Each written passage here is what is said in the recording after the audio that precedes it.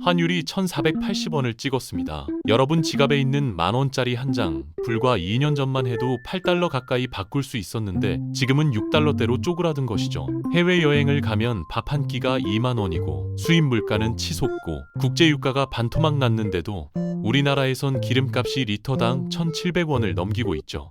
대체 왜 이렇게 됐을까요? 그리고 앞으로는 어떻게 될까요? 오늘은 환율이라는 게 도대체 뭔지, 왜 나라마다 돈의 가치가 다른지, 그리고 지금 한국이 처한 상황까지 속 시원하게 이야기해 보겠습니다.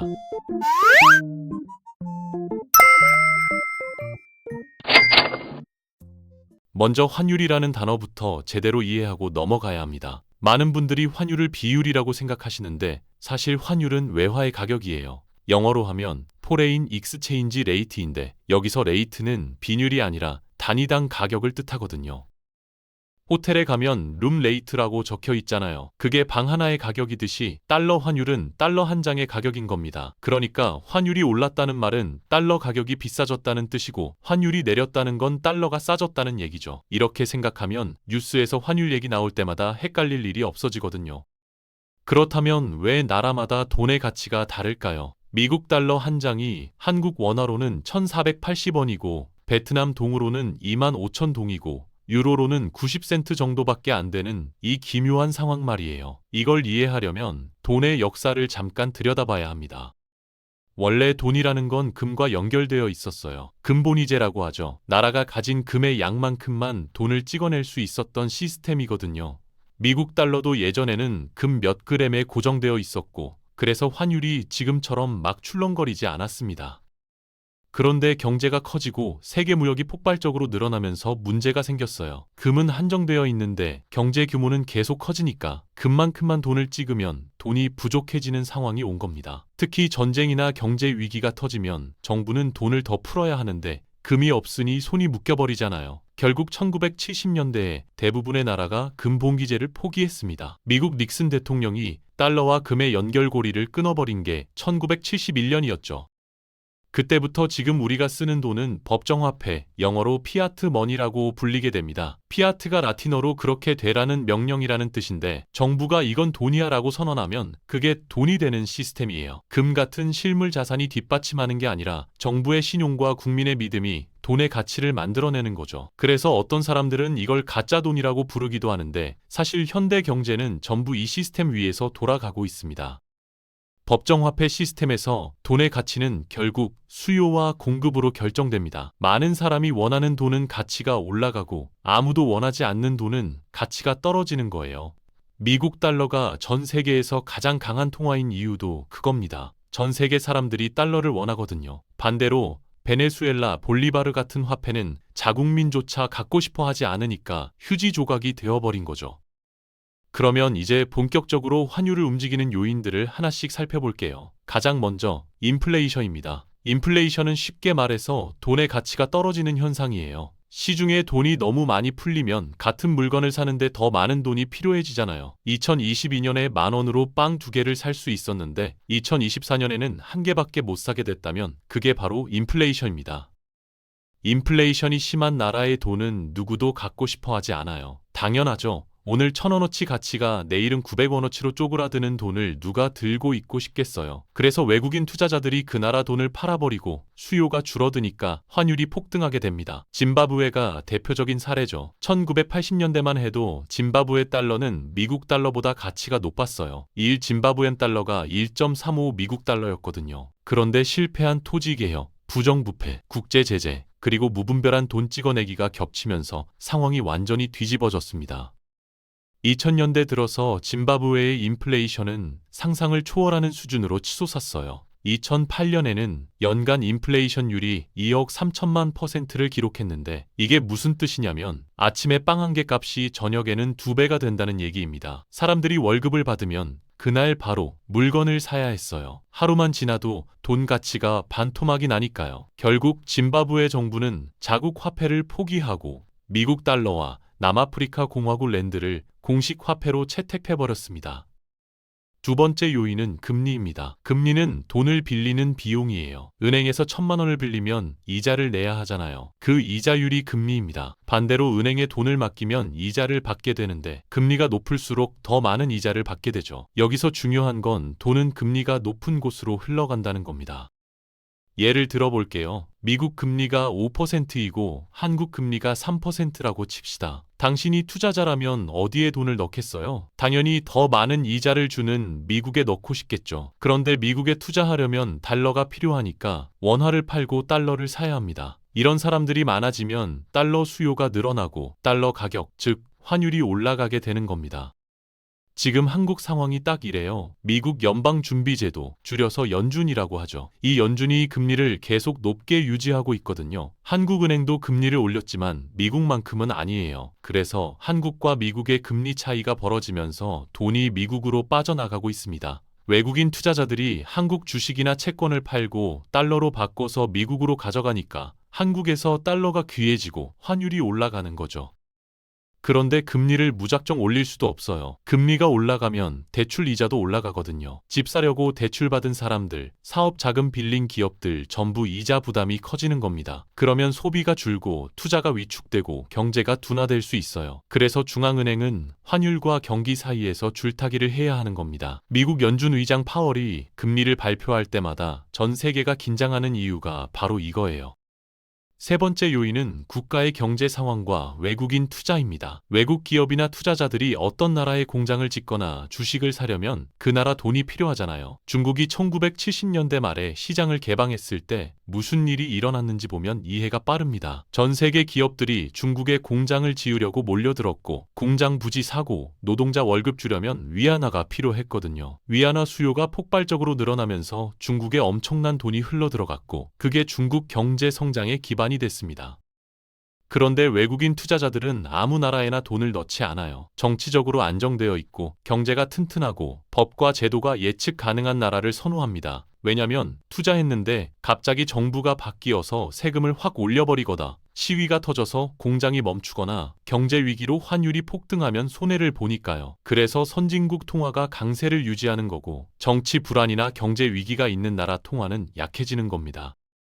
지금 한국은 어떨까요? 한국 경제 펀더멘털 자체는 나쁘지 않아요. 수출도 잘 되고 있고 반도체나 자동차 같은 주력 산업도 건재합니다. 그런데 문제는 글로벌 자금의 흐름이에요. 트럼프 대통령이 관세 올리겠다, 미국에 공장 안 지으면 불이익 주겠다 이런 압박을 하니까 한국 기업들이 벌어들인 달러를 한국에 안 갖고 들어오는 겁니다. 어차피 미국에 투자해야 하는데 뭐하러 달러를 원화로 바꿨다가 다시 달러로 바꾸겠어요. 그냥 달러 상태로 들고 있는 거죠. 삼성이든 SK든 현대든 수출 대기업들이 달러를 벌어도 국내로 안 들여오니까 국내 외환 시장에 달러가 부족해지는 겁니다. 게다가 환율이 더 오를 거라는 전망이 많으니까 지금 달러를 팔아봤자 나중에 더 비싸게 사야 할 수도 있잖아요. 그러니 기업들이 버티기 모드로 들어간 거예요. 네 번째 요인은 무역 수지입니다. 수출과 수입의 차이가 환율에 영향을 미친다는 얘기죠. 일본이 자동차를 미국에 수출하면 미국 사람들은 달러로 값을 치르고 일본 기업은 그 달러를 엔화로 바꿉니다. 그러면 엔화 수요가 늘어나서 엔화 가치가 올라가죠. 반대로 한국이 호주에서 석탄을 수입하면 한국 기업은 원화를 팔고 호주 달러를 사야 해요. 그러면 원화 수요가 줄고 호주 달러 수요가 늘어나는 겁니다. 무역을 많이 하고 수출을 잘하는 나라는 외화가 꾸준히 들어오니까 통화가 강해질 수 있어요. 그런데 여기서 재밌는 게 있습니다. 미국이 어떻게 전 세계에서 가장 강한 통화를 유지하고 있는지 아세요? 미국은 사실 무역 적자국이에요. 수입이 수출보다 훨씬 많거든요. 그런데도 달러가 기축 통화인 이유는 석유 때문입니다. 1970년대에 미국이 사우디아라비아를 비롯한 산유국들과 협정을 맺었어요. 석유는 오직 달러로만 거래한다는 협정이었죠. 이게 페트로달러 시스템입니다. 전 세계 모든 나라가 석유를 사려면 달러가 있어야 해요. 한국도, 중국도, 일본도, 유럽도 전부 달러를 갖고 있어야 기름을 살 수 있는 거죠. 그래서 달러 수요가 전 세계적으로 항상 존재하고 미국은 무역 적자를 봐도 달러 가치가 유지되는 겁니다. 물론 최근에는 사우디가 다른 통화도 받겠다는 움직임이 있긴 한데 아직까지는 달러 패권이 흔들리진 않았어요. 반대의 사례도 있습니다. 태평양의 작은 섬나라 투발루 같은 경우를 보면 수출할 게 거의 없어요. 그러니까 자국 통화가 국제적으로 쓰일 일이 없고 결국 미국 달러나 호주 달러를 공식 화폐처럼 사용하게 됩니다. 경제 규모가 작고 무역량이 적은 나라는 자국 통화를 유지하기가 어려운 거죠. 다섯 번째로 고정환율제에 대해 얘기해 볼게요. 어떤 나라들은 환율 변동이 귀찮거나 위험하니까 아예 자국 통화를 강대국 통화에 묶어버립니다. 브루나이라는 나라 아시죠? 동남아시아의 작은 산유국인데 이 나라는 자국 화폐를 싱가포르 달러에 1대1로 고정시켜놨어요. 브루나이의 1달러는 언제나 싱가포르의 1달러와 같은 가치입니다. 그래서 싱가포르에서 브루나이 돈을 그대로 쓸 수 있고 브루나이에서 싱가포르 돈을 그대로 쓸 수 있어요. 중앙아메리카의 벨리즈도 비슷합니다. 벨리즈 달러는 미국 달러에 2대1로 고정되어 있어요. 미국 돈 1달러가 벨리즈 돈 2달러인 거죠. 환전할 때 계산이 정말 쉽습니다. 그냥 2배 곱하면 되니까요. 이렇게 고정환율제를 쓰면 환율 변동 위험이 없고 무역하기도 편해요. 그런데 단점도 있습니다. 자국 경제 상황에 맞춰서 통화 정책을 쓸 수가 없어요. 미국 경제가 안 좋아져서 달러가 떨어지면 벨리즈 달러도 같이 떨어지거든요. 한 배를 탄 거라서 미국이 망하면 같이 망하는 구조인 거죠. 자, 이제 좀 다른 관점에서 생각해 볼게요. 그러면 전 세계가 하나의 통화를 쓰면 이런 복잡한 환율 문제가 없어지지 않을까요? 세계 달러 같은 걸 만들어서 모든 나라가 쓰면 환전도 필요 없고 편하지 않겠어요? 이론적으로는 그럴듯한데 현실은 다릅니다. 유로존을 보면 알 수 있어요. 유럽연합 27개국 중 20개국이 유로라는 단일 통화를 씁니다. 여행하기는 정말 편해요. 프랑스에서 독일로 넘어가도 환전할 필요가 없으니까요. 그런데 문제가 있어요. 각 나라의 경제 상황이 다른데 통화 정책은 유럽중앙은행에서 일괄적으로 정하거든요. 2009년 그리스 재정위기 때 이게 확 드러났습니다. 그리스 경제가 무너지고 있는데 그리스 혼자 금리를 낮추거나 돈을 더 찍어낼 수가 없었어요. 유로를 쓰니까 유럽중앙은행 허락 없이는 아무것도 못하는 거예요. 결국 그리스 위기가 유로존 전체를 흔들었고 독일 같은 경제 강국이 그리스 구제금융에 돈을 대야 했습니다. 독일 국민들 입장에서는 왜 우리 세금으로 그리스를 살려야 하냐며 불만이 터져나왔죠. 세계 단일 통화가 있다고 상상해 보세요. 아프리카 어느 나라에서 경제 위기가 터지면 그 여파가 전 세계로 퍼지는 겁니다. 내가 열심히 잘 살고 있는데 지구 반대편 나라가 경제를 말아먹어서 내 돈 가치가 떨어지는 거예요. 그래서 세계 단일 통화는 현실적으로 불가능하고 각 나라가 자국 통화를 유지하면서 환율 변동을 감수하는 게 차선책인 겁니다. 그러면 이런 질문도 나올 수 있어요. 환율이 높은 게 무조건 나쁜 건가요? 아니면 낮은 게 무조건 좋은 건가요? 정답은 상황에 따라 다르다입니다. 수입을 많이 하는 나라는 환율이 낮은 게 좋아요. 싱가포르 같은 나라가 그렇죠. 식량이든 원자재든 거의 다 수입하는데 환율이 낮으면 수입 비용이 줄어드니까요. 반대로 수출로 먹고 사는 나라는 환율이 어느 정도 높은 게 유리합니다. 중국이 대표적이에요.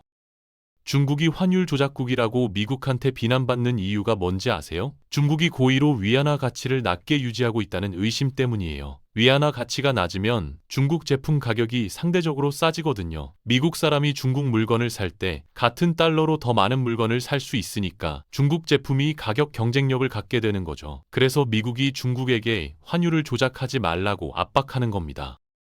한국은 둘 다에 해당돼요. 반도체나 자동차는 수출하지만 석유나 원자재는 수입하거든요. 그래서 환율이 너무 높아도 문제고 너무 낮아도 문제입니다. 적정선을 찾는 게 중요한데 전문가들은 현재 한국 경제 상황에서 1,400원 초반대가 적정 환율이라고 보는 시각이 많아요. 그런데 지금 환율은 1,480원 근처를 오가고 있잖아요. 왜 이렇게 높아졌을까요? 아까 말씀드린 미국 금리, 달러 강세, 기업들의 달러 송환 지연, 이런 요인들이 복합적으로 작용하고 있어요. 여기에 더해서 국내 정치 불안, 북한 리스크, 글로벌 경기 불확실성 같은 요인도 있습니다. 외국인 투자자들이 한국 주식을 팔고 떠나면 달러가 빠져나가고 환율이 오르거든요. 지금 상황에서 정부와 한국은행이 할 수 있는 게 뭐가 있을까요? 일단 환율이 급등하면 한국은행이 외환시장에 개입합니다. 갖고 있는 달러를 팔아서 시장에 달러 공급을 늘리는 거예요. 달러가 많아지면 희소성이 떨어지니까 가격, 환율이 내려가겠죠. 실제로 환율이 1,480원 근처로 치솟으면 한국은행이 달러를 풀어서 방어하는 모습이 포착되고 있어요. 그런데 한국은행이 들고 있는 달러에도 한계가 있어요. 무한정 팔 수는 없거든요. 그래서 다른 방법도 씁니다. 국민연금과의 외환 스왑이라는 게 있어요. 국민연금은 엄청난 규모의 자금을 운용하잖아요. 해외 주식이나 채권에 투자하려면 달러가 필요한데 그 큰 손이 외환 시장에서 달러를 사면 환율이 확 튀어버리거든요.